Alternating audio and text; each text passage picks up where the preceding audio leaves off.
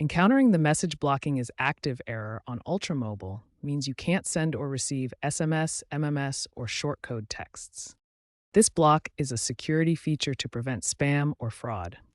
The problem often stems from carrier-side settings, app-related glitches, or even network upgrades like 5G expansions. Start by checking Ultramobile's status page for any reported outages.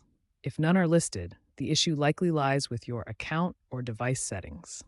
The blocking can be triggered due to suspected abuse, like sending too many messages, unpaid bills, or SIM swaps. This guide will help you troubleshoot and resolve this issue quickly.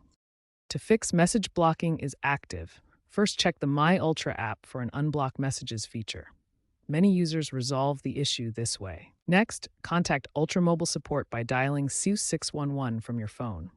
Explain the issue, verify your identity, and request unblocking. It may take up to 24 hours. Ensure your account is in good standing with no unpaid bills, as this can trigger blocking. Check device messaging settings for accidental blocks. Disable VPNs and clear messaging app cache. If issues persist, it may need Ultramobile intervention.